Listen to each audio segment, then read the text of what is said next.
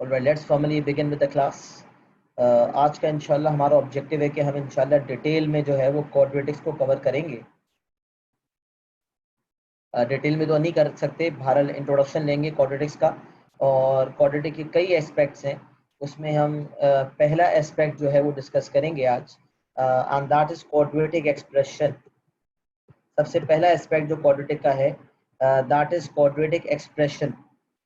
सही है, तो मैं सबसे पहले कुछ नोट्स वगैरह लिखता हूँ क्वाड्रेटिक एक्सप्रेशन के हवाले से, तो आप नोट्स वगैरह कॉपी कर लें।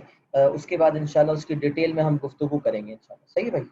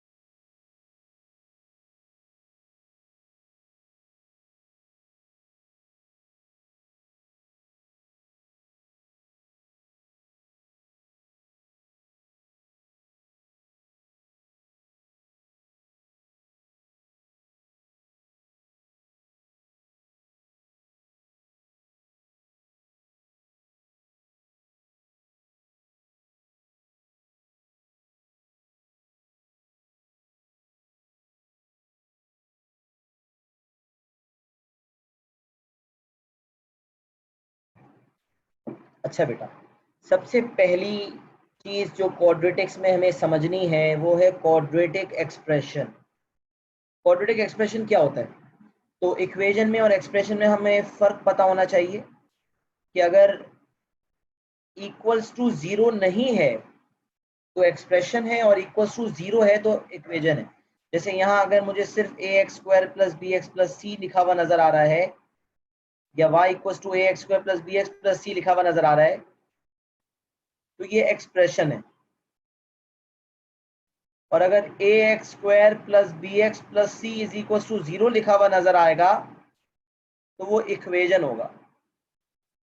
तो ओ लेवल मैथ्स में हम ये बेसिक सीखते हैं कि इक्वेशन और एक्सप्रेशन में क्या फर्क है।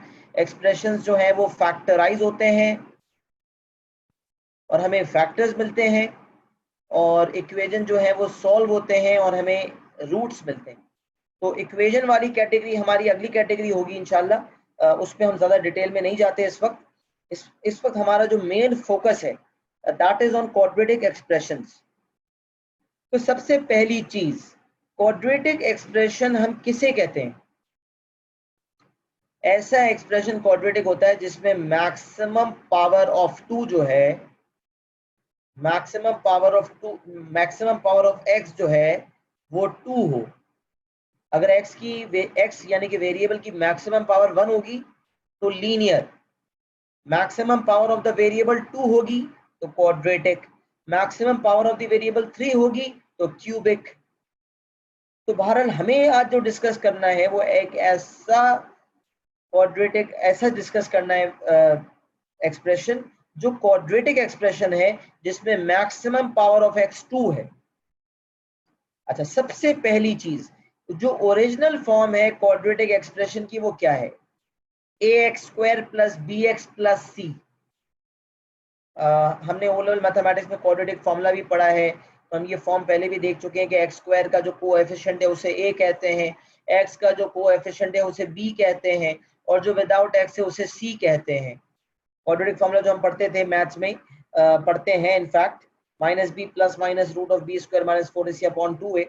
ये जो फॉर्मूला है ये हमें जहन में रखते थे हम लोग, और ये सॉल्व भी करते थे ओ लेवल मैथ्स में। बहरहाल यहाँ पर हमें ये जहन में रखना है कि ये एक एक्सप्रेशन है, इक्वेशन नहीं है। अच्छा, अब हमें करना क्या है इससे?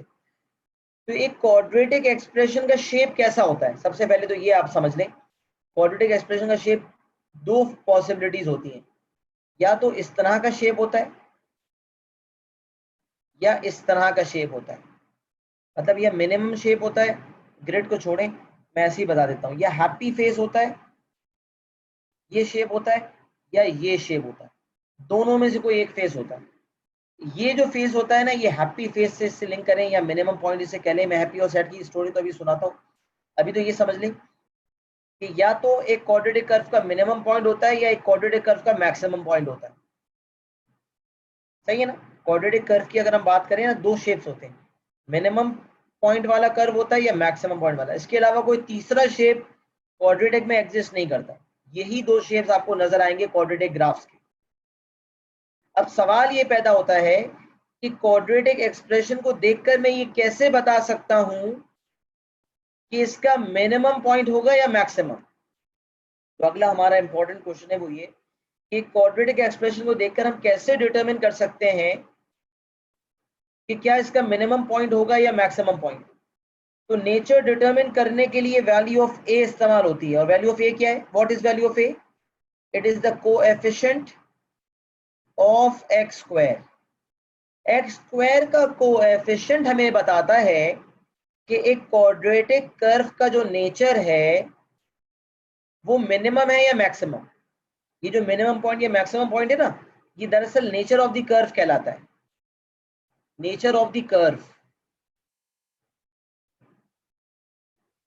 नेचर ऑफ द कर्व कह लें या नेचर ऑफ टर्निंग पॉइंट कह लें, अभी टर्निंग पॉइंट पे मैं नहीं आया। नेचर ऑफ द कर्व, तो नेचर ऑफ द कर्व क्या हो सकती है? नेचर या तो मिनिमम हो सकता है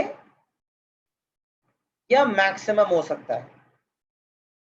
सही है, या तो मिनिमम हो सकता है या मैक्सिमम हो सकता है। अच्छा, अब सवाल ये पैदा होता है, अच्छा ये टर्निंग पॉइंट हम किसे कहते हैं? टर्निंग पॉइंट हम किसे कहते हैं? ये जो मिनिमम या मैक्सिमम पॉइंट है ना, ये टर्निंग पॉइंट भी कहलाता है। अच्छा सर, मिनिमम पॉइंट तो इसे इसलिए कहते हैं कि सबसे नीचे होता है ये, और मैक्सिमम इसलिए कहते हैं कि ये सबसे ऊपर वाला पॉइंट होता है। इसे टर्निंग पॉइंट क्यों कहते हैं सर? इसे लॉजिक क्या है? ये टर्निंग पॉइंट क्यों कहते हैं? क्योंकि बेटा इस पॉइंट पे कर्व टर्न कर रहा होता है। अगर आप देखें, कर्व आ रहा था, आ रहा था, आ रहा था, मैक्सिमम पे पहुंचा, टर्न किया और नीचे आ गया। जब हम गाड़ी चला रहे होते हैं और यू टर्न लेते हैं, तो अगर हम नॉर्थ की तरफ जा रहे थे तो यू टर्न लेके साउथ की तरफ आना शुरू हो जाते हैं।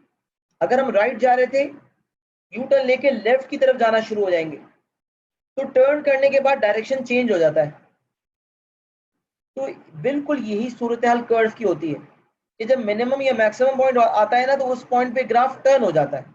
जैसे अगर मिनिमम पॉइंट था तो ग्राफ नीचे आ रहा था, नीचे आ रहा था, नीचे आ रहा था, टर्न हुआ और ऊपर जाना शुरू हो गया। और मैक्सिमम के पॉइंट के केस में पहले ऊपर जा रहा था, ऊपर जा रहा था, ऊपर जा रहा था, टर्न हुआ और नीचे आना शुरू हो गया।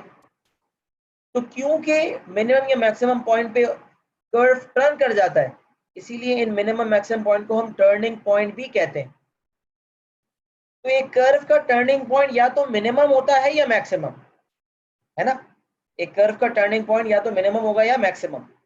हमें कैसे पता चलेगा मिनिमम है या मैक्सिमम? तो मैं यही बात कर रहा था कि y equals to A x square plus B x plus C हमारे सामने है। कैसे पता चलेगा एक एक्सप्रेशन को देख करके मिनिमम पॉइंट है या मैक्सिमम पॉइंट है? तो मैंने यहाँ लिखा कि value of A determines nature of the curve. अगर ये वैल्यू ऑफ ए, अभी थोड़ी गुफ्तगू लंबी चल रही है, थोड़ा सुनेंगे, उसके बाद इंशाल्लाह एग्जाम्पल के थ्रू समझाऊंगा। उसके बाद कोई सवाल हो तो वो रेस कीजिएगा, अभी थोड़ी देर मुझे दें, मैं समझाने दें। तो A x square plus B x plus C में जो वैल्यू ऑफ ए है, ये मुझे बताती है नेचर ऑफ द कर्व कि मिनिमम पॉइंट होगा या मैक्सिमम होगा। अगर ये value of A greater than zero है, अगर ये value of A greater than zero यानी कि पॉजिटिव है, वैल्यू ऑफ ए क्या है? पॉजिटिव वैल्यू है ए की। तो बच्चे क्या करते हैं? बच्चे कहते हैं पॉजिटिव है ना, ग्रेटर देन जीरो ना ए, तो ग्रेटर से वो मैक्सिमम को मिलाने की कोशिश करते हैं। ग्रेटर देन जीरो से उनके जहन में आता है मैक्सिमम पॉइंट, जो कि गलत अप्रोच है। ग्रेटर देन जीरो से उनके जहन में मैक्सिमम पॉइंट आ जाता है, जो कि गलत अप्रोच है। सही अप्रोच पता है क्या है? ए की वैल्यू पॉजिटिव है। तो इसे आप इस तरह सोचें कि अगर आपके माहौल में इर्द गिर्द तमाम चीजें पॉजिटिव चल रही हैं, आप जो कहते हैं आपके फादर मान लेते हैं, आपके स्कूल में जो है आप अच्छा रिजल्ट प्रोड्यूस कर रहे हैं, आप जिस चीज पे मेहनत करते हैं वो आपको हासिल हो जाती है। जब जिंदगी में पॉजिटिविटी होती है तो आप खुश होते हैं ना, मुस्कुराते हैं, तो हैप्पी फेस बनता है, हैप्पी फेस। तो हैप्पी फेस से आप जहन में लाएंगे मिनिमम पॉइंट। तो अगर ए की वैल्यू यानी कि एक्स स्क्वायर का कोएफिशिएंट अगर पॉजिटिव होगा तो मिनिमम पॉइंट होगा, क्योंकि हैप्पी फेस से कनेक्शन बनाना है, हैप्पी फेस। और जब हैप्पी फेस बनता है तो मिनिमम पॉइंट होता है। बिल्कुल इसी तरह अगर ए की वैल्यू नेगेटिव है, लेस देन जीरो का मतलब नेगेटिव वैल्यू, अगर ए की वैल्यू नेगेटिव है तो ऐसे केस में सैड फेज बनेगा। अगर आपके इर्द गिर्द नेगेटिव चीजें हो रही हैं, कोई बीमार हो रहा है एक घर में, या किसी की डेथ हो गई, किसी अल्लाह माफ करे किसी की, या something like that, something negative is happening around you, you are gonna be very sad. And when you are gonna be sad तो सैड फेज बनेगा, और सैड फेज से कनेक्शन में आएगा मैक्सिमम पॉइंट। लिहाजा जब ए की वैल्यू नेगेटिव है तो maximum point, and maximum point means sad phase. Sad phase बनेगा यानी कि मैक्सिमम पॉइंट होगा। तो वैल्यू ऑफ ए मुझे बताती है नेचर। अगर वैल्यू ए की पॉजिटिव है तो मिनिमम पॉइंट होगा, और वैल्यू ए की नेगेटिव है तो मैक्सिमम पॉइंट होगा। याद रखें, टर्निंग पॉइंट का नेचर और कोऑर्डिनेट्स दोनों हमें निकालने आना चाहिए। एग्जामिनर हमसे टर्निंग पॉइंट का नेचर भी पूछता है और टर्निंग पॉइंट के कोऑर्डिनेट्स भी पूछता है। तो अगर ये y equals to A x square, अच्छा मैं आपको एग्जांपल भी दूं, y is equals to, example मैं आपको चले बाद में देता हूं, पहले मैं आपको बात मुकम्मल कर लूं, एक एस्पेक्ट मुकम्मल समझा दूं, फिर आपको एग्जांपल देता हूं। अच्छा, क्वाड्रेटिक एक्सप्रेशन जो भी हम देख रहे थे उसको देख के हमने नेचर का अंदाजा लगा लिया कि नेचर कैसे पता चलता है। अब इसी ओरिजिनल फॉर्म को इस्तेमाल करते हुए अगर मुझे टर्निंग पॉइंट निकालना है तो टर्निंग पॉइंट का एक्स और टर्निंग पॉइंट का वाई कैसे निकलेगा? तो देखें, यहां मैंने तरीका लिखा है कि अगर आप कोऑर्डिनेट्स ऑफ टर्निंग पॉइंट निकालना चाहते हैं तो जो फॉर्मूला आप यूज करेंगे that is x is equal to negative v upon 2a। अगर आप रिकॉल करें तो आपका क्वाड्रेटिक फॉर्मूला क्या हुआ करता था? आपने पढ़ा है quadratic formula, minus B plus minus under root of B square minus 4ac upon 2a। ये पूरा क्वाड्रेटिक फॉर्मूला है। लेकिन ये फॉर्मूला, क्वाड्रेटिक फॉर्मूला, इनको मिलाए मत, ये किसी कॉन्सेप्ट के थ्रू डिराइव क्वाड्रेटिक फॉर्मूला से ही हुआ है, लेकिन वो कॉन्सेप्ट अभी इस वक्त समझने की स्टेज में आप नहीं है, तो आपने समझना ही नहीं है। ये वाला जो क्वाड्रेटिक फॉर्मूला ना, ये तो मुझे वैल्यूज ऑफ एक्स देता है, ये मुझे रूट्स देता है, roots roots of an equation देता है। और एक इक्वेशन को सॉल्व करने के लिए जब सॉल्व करते हैं तो हमें सॉल्यूशंस हासिल होते हैं, तो ये क्वाड्रेटिक फॉर्मूला तो मुझे सॉल्यूशंस देता है या रूट्स देता है। लेकिन ये जो फॉर्मूला है ना x equal to minus b, और रूट्स होते क्या है मैं आपको ये भी समझा दूं। एक क्वाड्रेटिक कर्व बना हुआ, ये x एक्सिस है, y एक्सिस है, रूट्स जो है ना वो x इंटरसेप्ट्स होते हैं, जहां कर्व x एक्सिस को इंटरसेक्ट करता है। तो कर्व x एक्सिस को यहां इंटरसेक्ट कर रहा है, यहां इंटरसेक्ट कर रहा है। जस्ट लेट सपोज ये 1 है, ये 3 है, तो x की वैल्यूज जो आई है ना, x equal to 1, x equal to 3, इसका मतलब x एक्सिस को कर्व जो है वो दो पॉइंट पे इंटरसेक्ट कर रहा है, 1 पे और 3 पे। तो ये वैल्यूज रूट्स भी कहलाती हैं और सॉल्यूशंस भी कहलाती हैं और x इंटरसेप्ट भी कहलाते हैं। तो ये तो रूट्स हैं। तो देखिए ये क्वाड्रेटिक फॉर्मूला मुझे रूट्स देता है, जबकि मुझे पता है क्या चाहिए, मुझे टर्निंग पॉइंट चाहिए, मुझे ये चाहिए, ये पॉइंट मुझे चाहिए। तो इस पॉइंट के कोऑर्डिनेट्स x, y फॉर्म में चाहिए। तो क्वाड्रेटिक फॉर्मूला मुझे रूट्स देता है, और ये जो formula x equal to minus b upon 2 है, ये मुझे क्या देता है, ये टर्निंग पॉइंट का x कोऑर्डिनेट देता है। ये मुझे देता है x coordinate of turning point, x equal to minus b upon 2 है। अच्छा सर, x कोऑर्डिनेट तो आ गया माइनस बी अपॉन 2a से। अब जरा ये भी बता दें कि टर्निंग पॉइंट का y कोऑर्डिनेट कैसे मिलेगा। तो टर्निंग पॉइंट का y कोऑर्डिनेट निकालने के लिए जो x कोऑर्डिनेट आया था ना, उसे इक्वेशन ऑफ द कर्व में सब्स्टिट्यूट कर दें। To find y coordinate of turning point, substitute the x coordinate in the equation of the curve. अच्छा, अब ये पूरा प्रोसेस समझाने के लिए ना मैं आपको एग्जांपल के थ्रू दो तीन एग्जांपल देता हूँ ताकि आपको बात समझ आ जाए थोड़ी। तो बहुत गौर से एग्जांपल्स को सुनिएगा ताकि बात को समझ आ जाए। पहला example, y is equals to x square plus 4x plus 10। सही है भाई? ये जो है आपके सामने एक क्वाड्रेटिक इक्वेशन जो है मौजूद है, क्वाड्रेटिक एक्सप्रेशन आपके सामने मौजूद है, और एग्जामिनर आपको कह रहा है भाई कि इस क्वाड्रेटिक कर्व का एक टर्निंग पॉइंट है। तो आप उस टर्निंग पॉइंट का नेचर भी बताओ और आप उस टर्निंग पॉइंट के कोऑर्डिनेट्स भी बताओ। तो nature of the turning point कैसे आएगा? तो मैंने आपको अभी सिखाया कि जो एक्स स्क्वायर का कोएफिशिएंट है ना, ये मुझे बताता है नेचर। तो इस केस में एक्स स्क्वायर का कोएफिशिएंट क्या है जरा बताएं, एक्स स्क्वायर का कोएफिशिएंट की वैल्यू क्या है?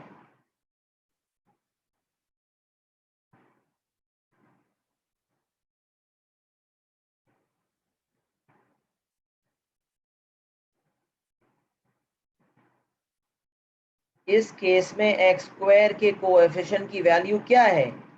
The value is 1। Very good. X square की कोएफिशिएंट की वैल्यू कुछ नहीं लिखा ना, जब कुछ ना लिखा हो तो पॉजिटिव 1 होता है, लिहाजा वैल्यू ऑफ ए 1 है। जब वैल्यू ऑफ ए की वैल्यू 1 है तो ये पॉजिटिव वैल्यू है यकीनन, और जब वैल्यू पॉजिटिव हो तो नेचर क्या होता है? Minimum point. सही है जी। तो इस क्वाड्रेटिक कर्व का जो नेचर है वो मिनिमम है, टर्निंग पॉइंट का नेचर जो है वो मिनिमम है। कोऑर्डिनेट्स कैसे निकालते हैं? तो कोऑर्डिनेट्स के लिए मैंने आपको अभी सिखाया कि फॉर्मूला लगता है -b/2a। तो b की वैल्यू क्या है, x का कोएफिशिएंट b होता है, b की वैल्यू है 4, तो x is equal to -4/2a, a की वैल्यू 1 है, तो -4/2 इंटू 1 -2 हो जाएगा। x coordinate of turning point is -2। x coordinate of turning point क्या है, -2। अच्छा, x कोऑर्डिनेट आ गया, अब y कोऑर्डिनेट निकालना है। तो इस x कोऑर्डिनेट को इक्वेशन ऑफ द कर्व में सब्स्टिट्यूट कर दें तो y कोऑर्डिनेट भी आ जाएगा। चलिए डालते हैं।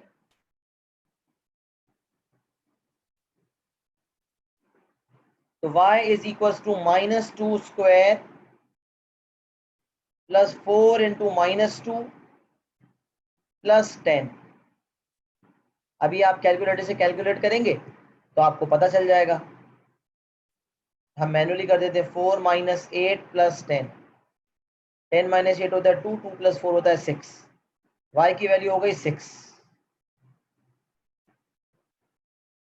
लिहाजा यहां से हमारा जो कोऑर्डिनेट ऑफ टर्निंग पॉइंट आएंगे वो क्या आएंगे, -2, 6। कोऑर्डिनेट्स आ गए -2, 6। तो अगर मैं इसे 7 लिख दूं तो ये हो जाएगा टर्निंग पॉइंट। जरा बताएं क्या है, तो हम बोलेंगे टर्निंग पॉइंट मिनिमम पॉइंट है और इसके कोऑर्डिनेट्स है -2, 6। This will be our final answer. तो हमने इस एग्जाम्पल से ये भी सीखा कि क्वाड्रेटिक कर्व का नेचर इस फॉर्म से कैसे निकलता है और क्वाड्रेटिक कर्व का टर्निंग पॉइंट कैसे निकलता है, ये बात भी हमने डिस्कस की।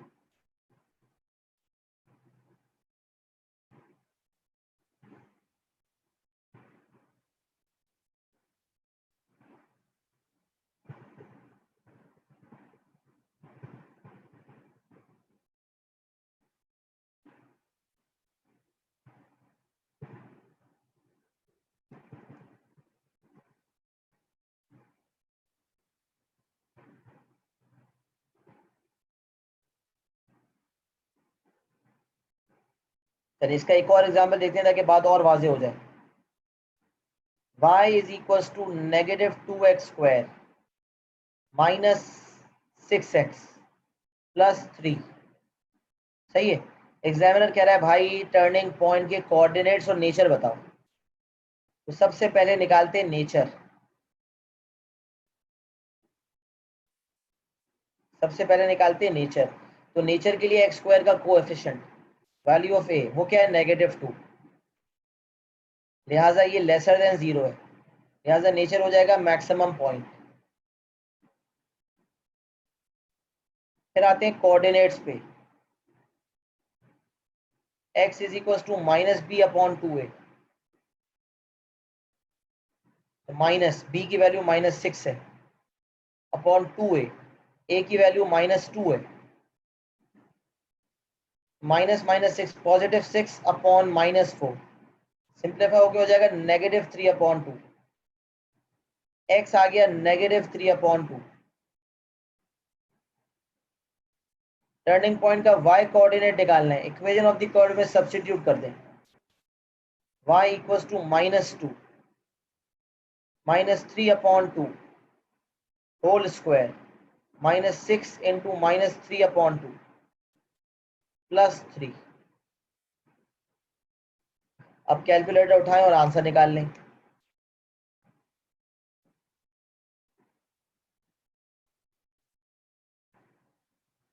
आंसर आएगा 15/2। y कोऑर्डिनेट आ गया 15/2।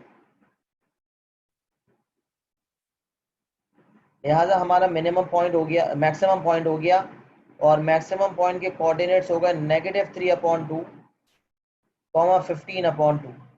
फ्रैक्शन में भी आंसर आ सकता है, ये बात आप जहन में रखें, सही है ना। तो -3/2 15/2 हमारे कोऑर्डिनेट्स हो गए। यहाँ तक बात सबको क्लियर है?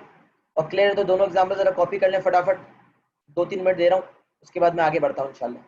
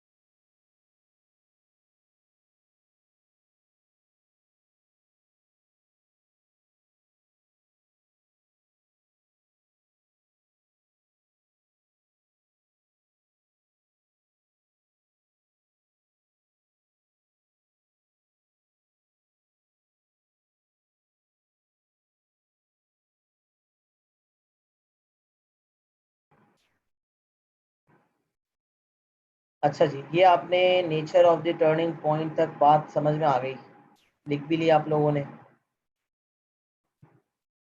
ओरिजिनल फॉर्म्स हमने बात समझ ली। अच्छा, मैं आपको थोड़ी सी बात जो है ना ऐड ऑन बताता हूँ। बाज़ औक़ात एग्जामिनर कहता है, जैसे यही सवाल है एग्जाम्पल नंबर 1, और एग्जामिनर कह रहा है find the minimum value and the corresponding value of x। Examiner ने आपसे कहा कि आप मिनिमम वैल्यू निकालें and corresponding value of x निकालें। तो आपको पता है कि टर्निंग पॉइंट ही पूछ रहा है, लेकिन दूसरे अंदाज में। पहले एक बात लिखें आप, पहले एक बात जो मैं लिख रहा हूं वो लिखें। Minimum slash maximum value is always the value of y। Minimum या मैक्सिमम वैल्यू का जब लफ्ज इस्तेमाल हो ना, वैल्यू की जब बात हो, जब एग्जामिनर वैल्यू की बात करे, वैल्यू की बात करे, तो याद रखें minimum maximum value is always the value of y।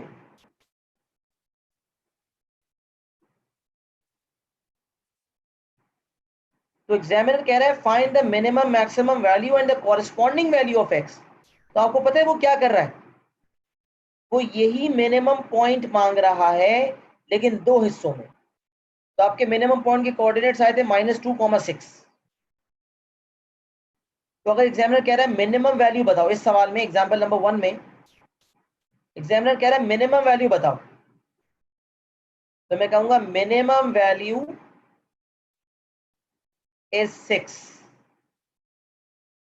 जो y कोऑर्डिनेट होता है ना, वो वैल्यू होती है। मिनिमम पॉइंट, पॉइंट का मतलब x, y दोनों, पॉइंट का मतलब x, y, और वैल्यू का मतलब वैल्यू ऑफ y। तो मिनिमम वैल्यू क्या है, एक एक कर्व कितना नीचे जाएगा, उसकी कितनी नीचे वैल्यू होगी या कितनी ऊपर वैल्यू होगी, वो किसकी बेसिस पे होता है, y एक्सिस की बेसिस पर होता है। आप देखें ना, ये आपके x एक्सिस है, ये आपका y एक्सिस है। जितनी छोटी मिनिमम वैल्यू होगी कर्व उतना नीचे जाएगा, जितनी ऊपर मैक्सिमम वैल्यू होगी कर्व उतना ऊपर जाएगा। तो ऊपर जाना या नीचे जाना किसके हाथ में होता है, y वैल्यू के हाथ में होता है। लिहाजा minimum slash maximum value is always the value of y। तो एग्जामिनर जब मिनिमम वैल्यू पूछेगा तो आपको y coordinate of turning point देना है। Minimum maximum value is basically the y coordinate of turning point. तो मिनिमम वैल्यू 6 है। अच्छा, फिर कॉरेस्पॉन्डिंग वैल्यू ऑफ x का क्या मतलब, तो कॉरेस्पॉन्डिंग वैल्यू ऑफ x का मतलब कि भाई जब मिनिमम वैल्यू 6 है तो उस वक्त x की वैल्यू क्या थी। तो आपने कहा मिनिमम वैल्यू 6 है, तो उस वक्त ये वैल्यू ऑफ 6 कब थी, जब x की वैल्यू क्या थी कि y की वैल्यू 6 आई थी। तो कॉरेस्पॉन्डिंग वैल्यू ऑफ x है -2। तो अगर आप देखें ना, तो ये मिनिमम पॉइंट को ही दो हिस्सों में पूछा एग्जामिनर ने। जो y वैल्यू है that is the minimum value, और जो x वैल्यू है that is the corresponding value. Minimum value या maximum value is the value of y, और जो उस y के साथ कॉरेस्पॉन्डिंग x है वो है कॉरेस्पॉन्डिंग वैल्यू ऑफ x। तो एग्जामिनर बाज़ औक़ात कहता है find the coordinates of turning point, तो आपने -2,6 देना है। बाज़ औक़ात पूछेगा नेचर, आप बोलेंगे मिनिमम, मिनिमम है नेचर, मिनिमम पॉइंट है।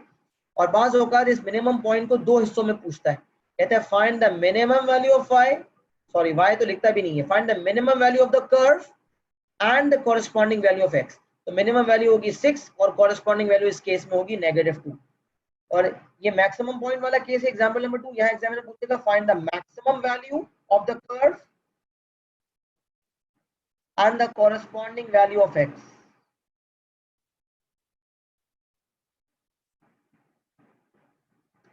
तो मैक्सिमम वैल्यू हो जाएगी -3/2, सॉरी 15/2 वैल्यू ऑफ y, और कॉरेस्पॉन्डिंग वैल्यू ऑफ x हो जाएगी -3/2।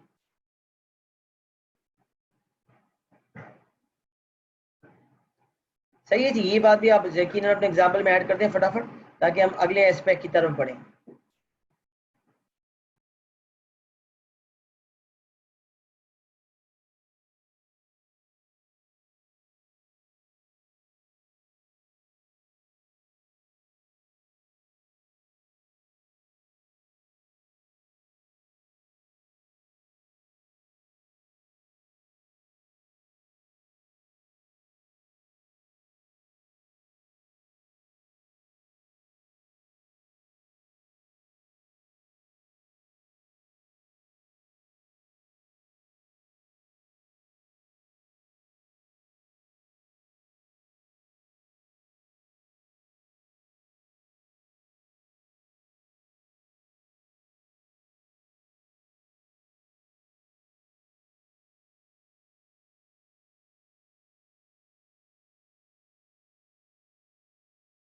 अच्छा जी, इसके बाद ये हमने ओरिजिनल क्वाड्रेटिक फॉर्म देख ली कि ओरिजिनल फॉर्म से हमें टर्निंग पॉइंट का नेचर वगैरह कैसे पता चलता है। इसमें ये कुछ बात जो हमने लिखी थी ये थोड़ी सी गुम हो गई। ये जो पूरी गुफ्तगू हमने लिखी थी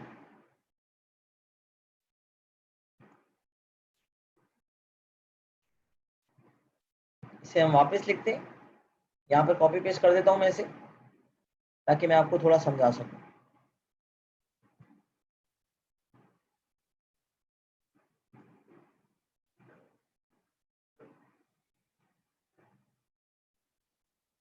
अच्छा बेटा, अब एक फॉर्म जो हमने क्वाड्रेटिक की देखी वो थी ये ओरिजिनल फॉर्म, जो फॉर्म हम ओ लेवल मैथ्स से भी देखते आ रहे हैं।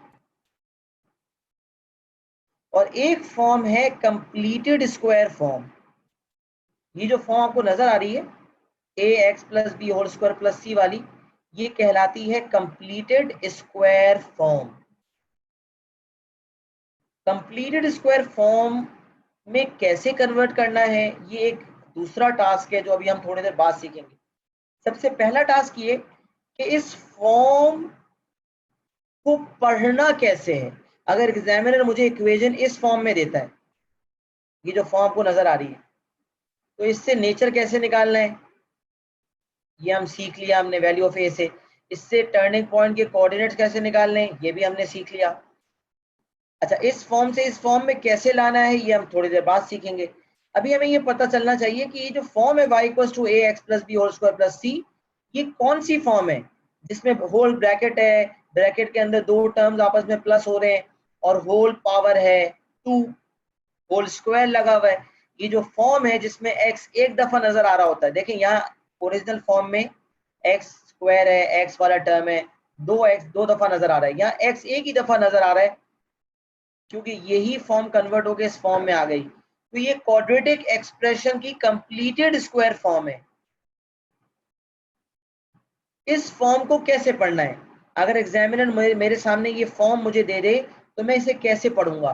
पहले मैं जनरल समझाता हूँ, फिर एग्जाम्पल्स के थ्रू समझाऊंगा तो बात समझ आएगी। थोड़ा पेशेंस रखेंगे और सुकून से पहले सुनेंगे।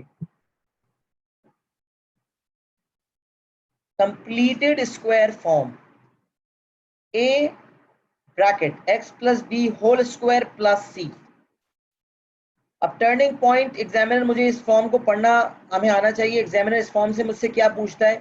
मुझसे पूछता है टर्निंग पॉइंट निकालो और फिर बोलता है कोऑर्डिनेट्स निकालो।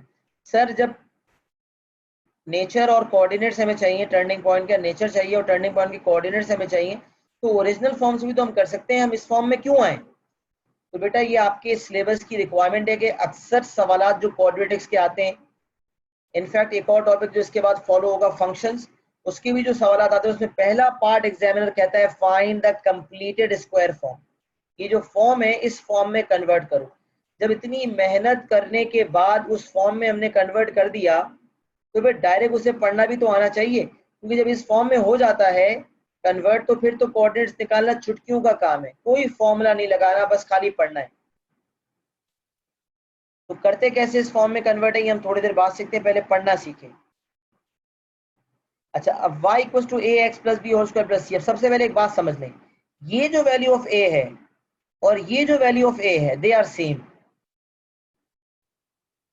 मतलब यहाँ अगर 2x स्क्वायर है ना तो यहाँ a की वैल्यू आएगी 2। जब मैं भी कन्वर्ट करवाऊंगा तो मैं ये बात साबित करूंगा, ये चीज आपको सामने सामने दिखाऊंगा। तो जब ये वाली वैल्यू ऑफ a जो एक्स स्क्वायर का कोएफिशिएंट थी नेचर डिटरमिन करती थी, तो यहाँ भी इस कंप्लीटेड स्क्वायर फॉर्म में जो ब्रैकेट के साथ नंबर मल्टीप्लाई हो रहा है ना, जो ब्रैकेट के साथ नंबर मल्टीप्लाई हो रहा है ना, जो इस केस में a है, वो नेचर ही डिटरमिन करता है। यहाँ एक्स स्क्वायर का कोएफिशिएंट जो a था वही वैल्यू यहाँ पर ब्रैकेट जो होल स्क्वायर वाला ब्रैकेट है उसके साथ जो लिखा हुआ है वो a ही है। और यहाँ ये वाली वैल्यू ब्रैकेट के साथ जो नंबर है, जो ब्रैकेट का कोएफिशिएंट है, वो नेचर डिटरमिन करता है। अगर ये value of a greater than 0 है, पॉजिटिव है, तो हैप्पी फेस मिनिमम पॉइंट।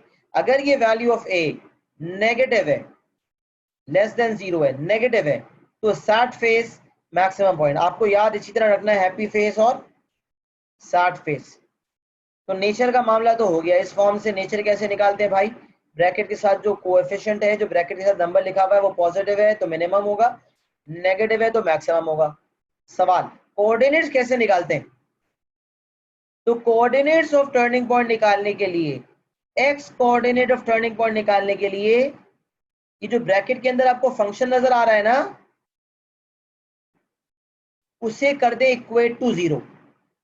तो यहां पर मुझे नजर आ रहा है एक्स प्लस बी, मैंने एक्स प्लस बी को इक्वेट कर दिया 0 से, तो एक्स की वैल्यू इस केस में आ गई माइनस बी। ये तो जनरल में बता रहा हूं तो इसलिए आप यहाँ आपको इस तरह नजर आ रहा है। अभी एग्जाम्पल हम लेते हैं तो हमें बात ज्यादा बेहतर समझ आ जाएगी। पहले ये समझ लें x plus b equal to 0 है, तो x equal to minus b हमारा एक्स कोऑर्डिनेट आ गया। अच्छा भाई, एक्स कोऑर्डिनेट लाने के बाद हम क्या करते हैं? सर आपने ऊपर भी सिखाया कि जब एक दफा एक्स कोऑर्डिनेट आ जाए तो उस एक्स कोऑर्डिनेट को इक्वेशन ऑफ द कर्व में डाल देते हैं तो वाई कोऑर्डिनेट आ जाता है। देखिए मैंने यहाँ भी यही किया। जब ये एक्स कोऑर्डिनेट माइनस बी को इक्वेशन ऑफ द कर्व जो कंप्लीटेड स्क्वायर फॉर्म में है उसमें जब डाला तो A X plus B whole square plus C था, एक्स की जगह पे क्या डाल दिया? माइनस बी, क्योंकि एक्स की वैल्यू माइनस बी आई है। जब एक्स की जगह माइनस बी डाला तो माइनस बी प्लस बी क्या हो गया भाई? 0। माइनस बी प्लस बी तो 0 हो गया ना, और 0 का होल स्क्वायर 0, 0 इंटू ए 0। वाई का आंसर क्या आ गया? सी। वाई का आंसर क्या आ गया? सी। तो कोऑर्डिनेट्स हो गए माइनस बी कॉमा सी।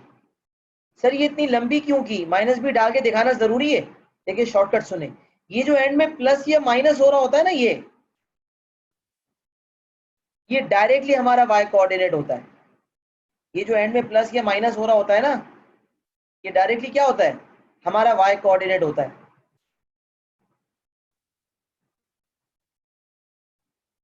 लिहाजा एक्स कोऑर्डिनेट निकालने के लिए ब्रैकेट के अंदर फंक्शन को इक्वेट टू 0 और वाई कोऑर्डिनेट इंटायरली वही होगा जो एंड में प्लस या माइनस हो रहा है। सर बात थोड़ी थोड़ी समझ आई है, मुकम्मल समझ तब आएगी जब आप कुछ एग्जांपल्स करवा दें। तो सर प्लीज थोड़े एग्जांपल्स करवा दें। तो बेटा एग्जांपल आपको करवाता हूं, जरा देखें। y is equal to 2x minus 3 whole square plus 5। ये कंप्लीटेड स्क्वायर फॉर्म है। इस फॉर्म में कैसे करना है ये आपको मैं थोड़ी देर बाद सिखाता हूँ। अभी क्या समझना है कि जब इस फॉर्म में एग्जामिनर ने हमें दिया हुआ है तो इसको इंटरप्रेट कैसे करते हैं, इससे कोऑर्डिनेट्स और नेचर कैसे बताते हैं। तो देखें ब्रैकेट के साथ जो नंबर लिखा हुआ है वो हमें नेचर बताता है। तो इस केस में वैल्यू 2 है, ए की वैल्यू 2 है जो कि ग्रेटर देन 0 है, लिहाजा ये मिनिमम पॉइंट हो जाएगा।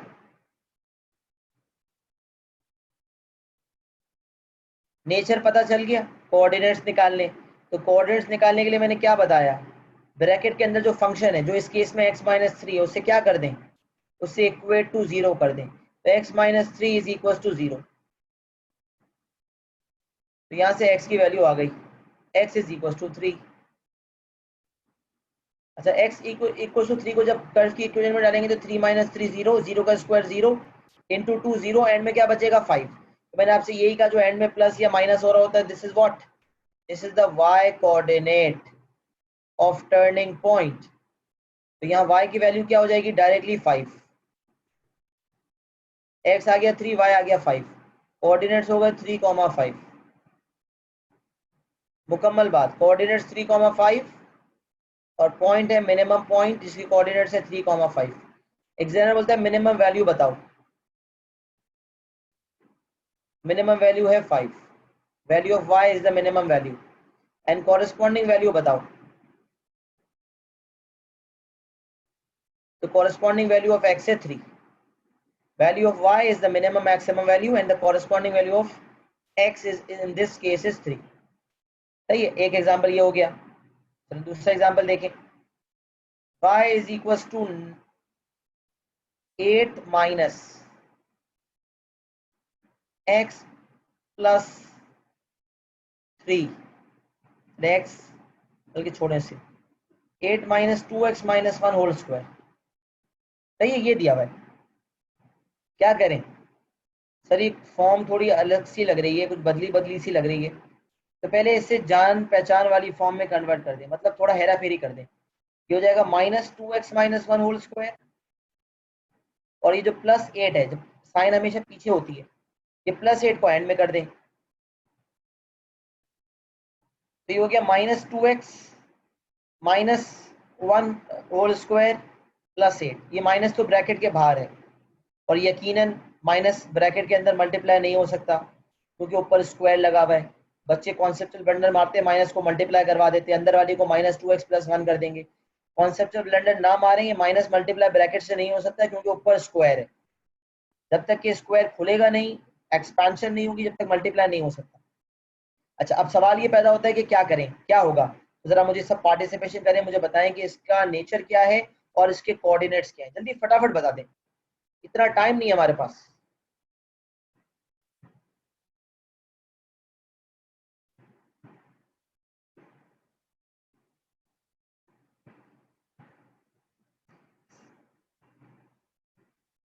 और कोऑर्डिनेट्स क्या है?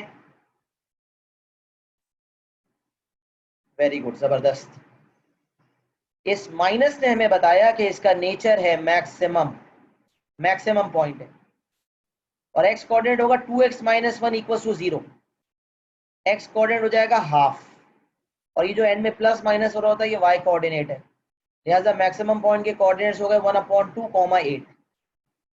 मैक्सिमम वैल्यू पूछता तो maximum value is 8, corresponding value of x is 1/2। सही है जी। तो कंप्लीटेड स्क्वायर फॉर्म को कैसे पढ़ते हैं ये बात भी हमें समझ आ गई। जितना कुछ स्क्रीन पे मौजूद है, अगर आपने कुछ नहीं लिखा तो 2 मिनट दे रहा हूँ, फटाफट लिख लें, आगे बढ़ते हैं फिर।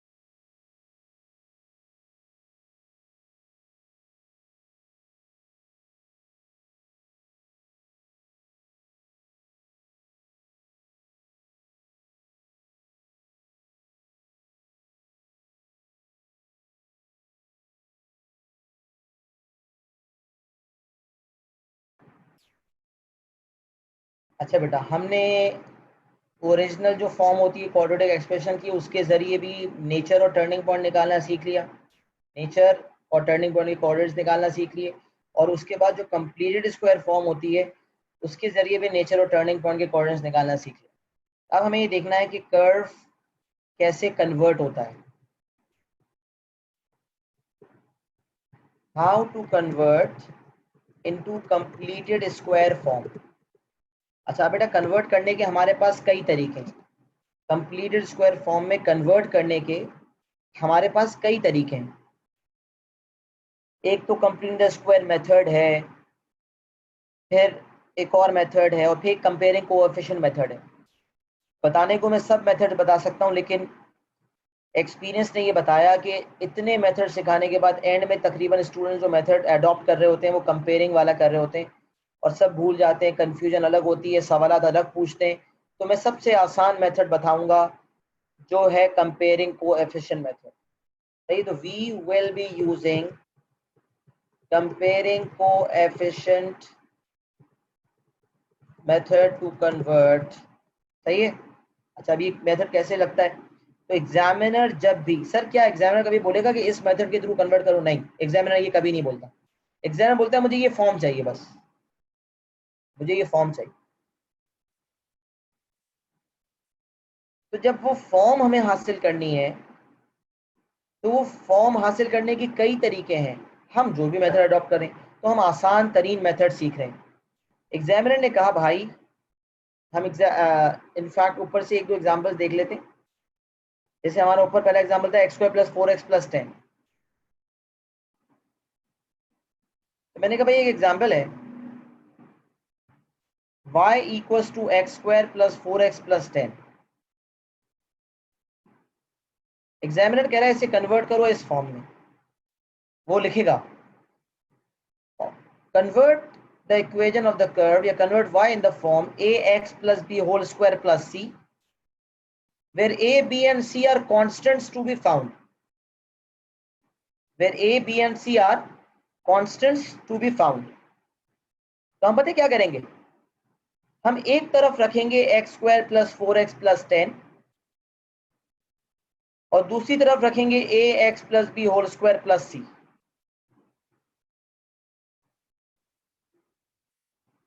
अच्छा, वो जरूरी नहीं है कि A X plus B whole square plus C form में मुझे दे। मैंने रट्टा मारा हुआ है कि भाई पहले ए आता है फिर बी आता है फिर सी आता है। वो इस ऑर्डर को चेंज भी कर सकता है। अभी मैं सेकंड एग्जाम्पल के थ्रू इस बात को केटर करूंगा। अभी फिलहाल इस एग्जाम्पल में फोकस करें। तो जिस फॉर्म को कन्वर्ट करना है उसे लेफ्ट हैंड साइड पे रखा और जिस फॉर्म में कन्वर्ट करना है उसे राइट हैंड साइड पे रखा।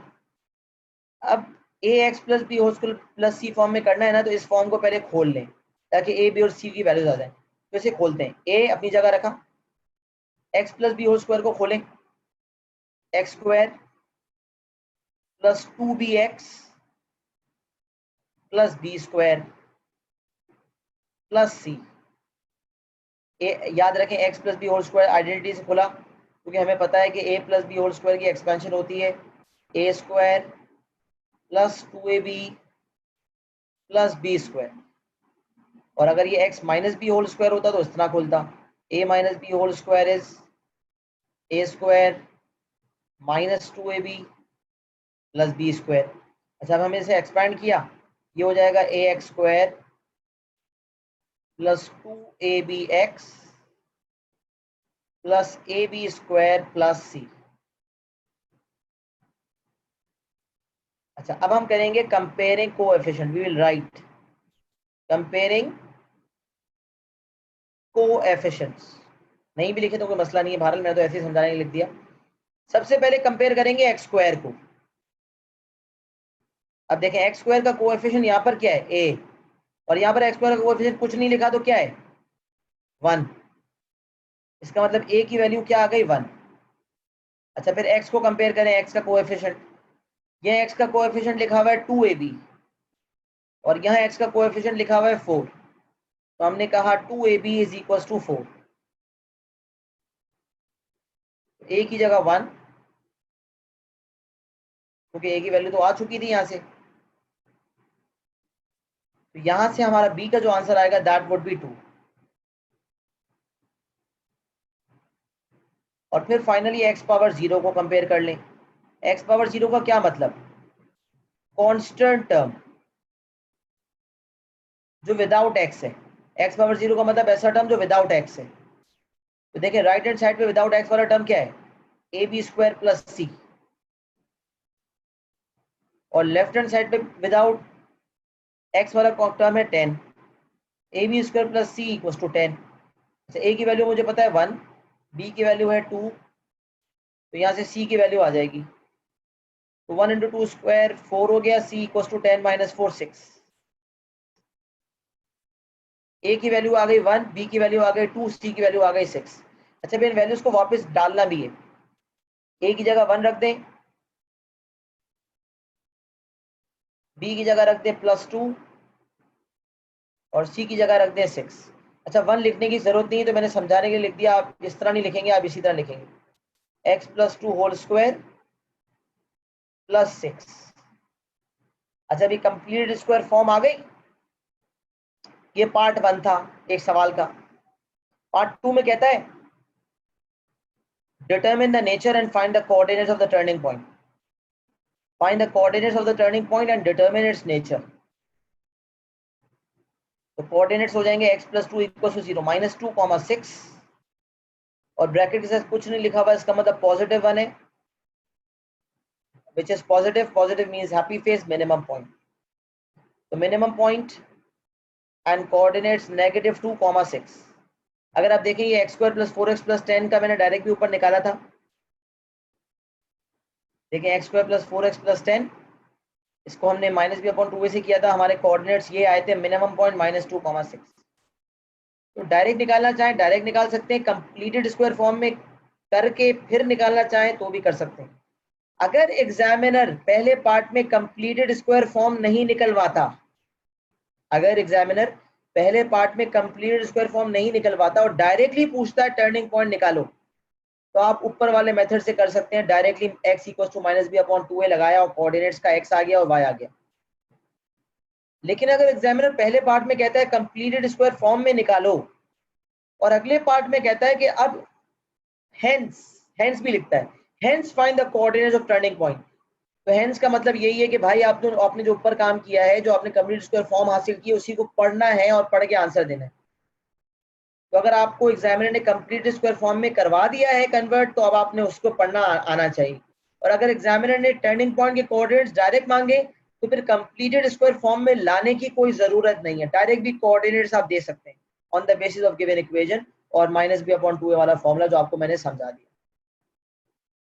ये था कंपेयरिंग कोएफिशिएंट मेथड, जिसके थ्रू मैंने आपको समझाया कि कैसे इस फॉर्म में कन्वर्ट किया जाता है।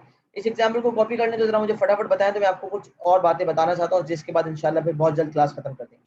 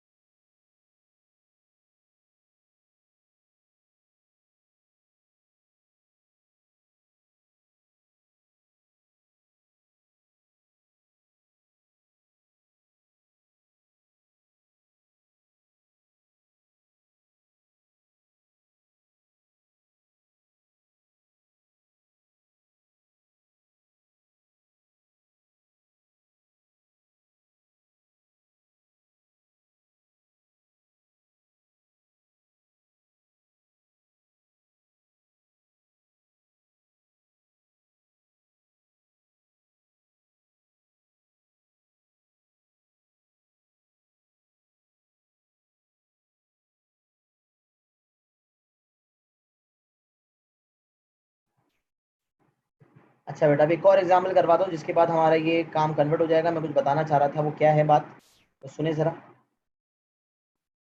एग्जामिनर ने एक सवाल दिया, y = 4x² plus 10x plus 3, सही है। और एग्जामिनर कहता है इसे इस फॉर्म में कन्वर्ट करो, bx plus C whole square plus a। तो भाई फर्ज नहीं है कि पहले वो a और b इस्तेमाल करे फिर वो c इस्तेमाल करे। bx प्लस सी यहाँ लिख दिया और a यहाँ लिख दिया। सर एग्जामिनर ने यहाँ तो कोई वैल्यू रखवा ही नहीं। कोई बात नहीं, इसे 1 रहने दें। जिस फॉर्म में एग्जामिनर कन्वर्ट करने का कहे वो फॉर्म एग्जामिनर बताएगा। अगर कभी कोई फॉर्म ना बताई जाए और आपको बोला जाए कंप्लीट स्क्वायर फॉर्म में लाएं, ऐसा होता नहीं है। आपको जब कंप्लीट स्क्वायर फॉर्म में वो निकलवाना चाहता है तो वो आपको बताता है कि इस फॉर्म में लाओ। तो एग्जामिनर ने कहा भाई ये फॉर्म है 4x square plus 10x plus 3, इस फॉर्म में लाना है। आपने कहा कोई टेंशन नहीं है। हमने एक ही बात सीखी है कि हमने क्या करना है, हमने इसे खोलना है। तो हमने 4x square plus 10x plus 3 और दूसरी तरफ रखना है bx plus C whole square plus a, और फिर खोलेंगे तो ये हो जाएगा a स्क्वायर यानी बी स्क्वायर एक्स स्क्वायर हो जाएगा प्लस 2bcx हो जाएगा प्लस सी स्क्वायर और एंड में प्लस a। अब कंपेयरिंग कोएफिशिएंट कर लें। सबसे पहले एक्स स्क्वायर का कोएफिशिएंट, यहाँ पर है बी स्क्वायर और यहाँ पर है 4, b square is equal to 4। अच्छा, जब स्क्वायर हटता है स्क्वायर रूट आता है तो प्लस माइनस जरूर आता है, लेकिन यहाँ मल्टीपल वैल्यूज ऑफ बी नहीं आ सकती, एक ही वैल्यू लानी है। ऐसे केस में आपने इस प्लस माइनस नहीं लेना, बस डायरेक्ट की वैल्यू लेनी है। नॉर्मली प्लस माइनस लेते हैं लेकिन यहाँ नहीं लेंगे क्योंकि मल्टीपल टर्निंग पॉइंट्स की बात नहीं हो रही, एक ही टर्निंग पॉइंट निकालना है, सही है। और एक क्वाड्रेटिक कर्व का एक ही टर्निंग पॉइंट होता है, ये हम भी जानते हैं। तो यहाँ पॉजिटिव 4 लिखा हुआ है, लिहाजा यहाँ पर पॉजिटिव वैल्यू आएगी। रूट लगाया, बी की वैल्यू आ गई 2। फिर एक्स का कोएफिशिएंट कंपेयर करें, यहाँ है 2bc और दूसरी तरफ है 10। 2 into 2 into c is equal to 10, c is equal to 10/4, क्योंकि सिंप्लीफाई होके हो जाएगा 5/2। और फिर है X power 0 which is C square plus A, और यहाँ पर है 3, C square plus A is equal to 3। C की वैल्यू आ चुकी है 5/2 whole square plus A equal to 3। ज़्यादा लंबी चौड़ी कैलकुलेशन करने की जरूरत नहीं है, कैलकुलेटर उठाए आंसर दें बस। 3 minus 5/2 whole square, calculator direct answer देगा। आपने लंबी चौड़ी एलसीएम लेना, माइनस करना, इतना लंबा टाइम वेस्ट करेंगे तो पेपर का टाइम खत्म हो जाएगा। ए इक्वल टू माइनस 13/4। जब ए बी और सी की वैल्यूज आ गई, बाजू का एग्जामिनर कहता है stating the values of A B and C. क्या कहता है? Stating the value of A B and C. तो स्टेटिंग करना था तो ए बी सी की वैल्यू लिखना जरूरी थी, मैंने लिख दी। अच्छा, अब वो कह रहा है इस फॉर्म में लाना है। इस फॉर्म में अब तक हमने दिया नहीं है। वैल्यूज लाने के बाद कुछ बच्चे रुक जाते हैं, रुकना नहीं है, वैल्यूज को वापस सब्स्टिट्यूट करके दिखाना है और उस फॉर्म में लाना है। तो y equals to b x plus c, b की जगह आ गया 2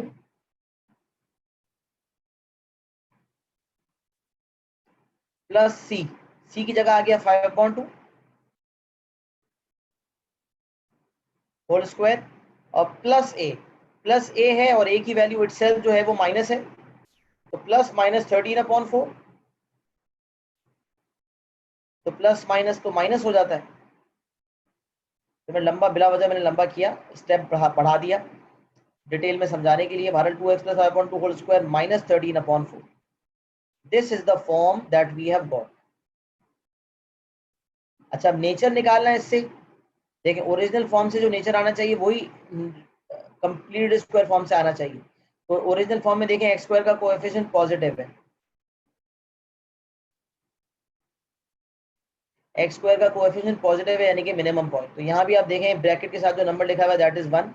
लेकिन आप ये देखें कि यहाँ पर ये वाला 4 और ये वाला 1 मैच नहीं कर रहा। मैंने आपसे कहा था ना A x square plus B x plus सी और A X plus B whole square plus C में ये वाले दोनों ए मैच करते हैं, लेकिन इस दफा मैच इसलिए नहीं कर रहा क्योंकि ये तो अंदर चला गया ना। अब तो इस तरह का सिनेरियो हो गया, A X plus B whole square plus C ये कह लें या B x plus C whole square plus A कह लें, एक ही बात है। बताने का मकसद है कि वैल्यू अंदर चली गई, एग्जामिनर ने अंदर कर दिया उससे, क्योंकि एग्जामिनर ने वैल्यू को अंदर कर दिया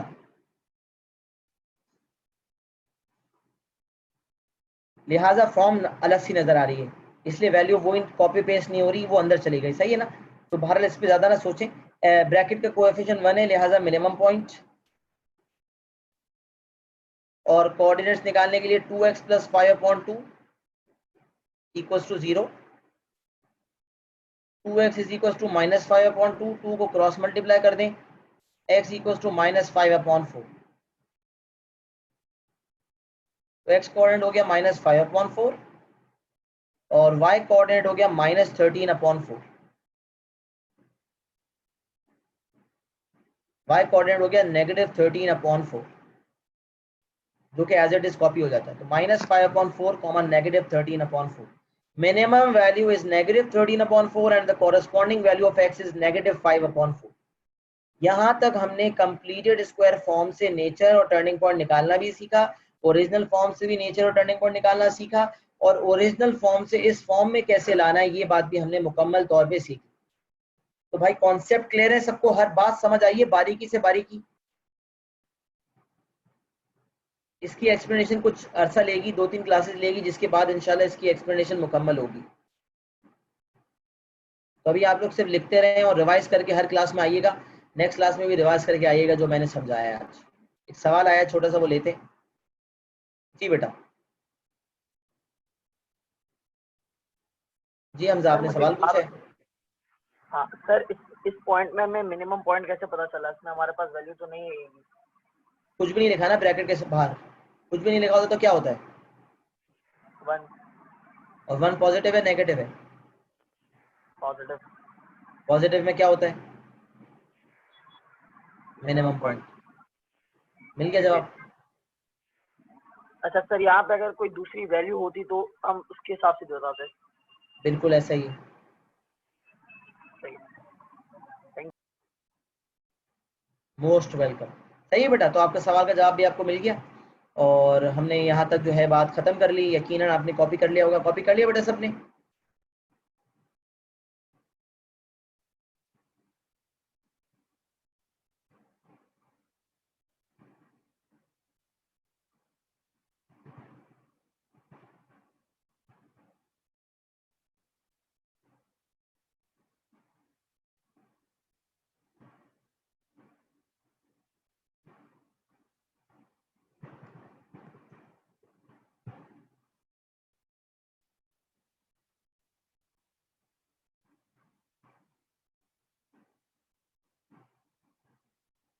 चलिए बेटा, आज के लिए इतना ही रखते हैं। जितना कुछ भी पढ़ाया है उसे डिटेल में रिवाइज करके आइएगा।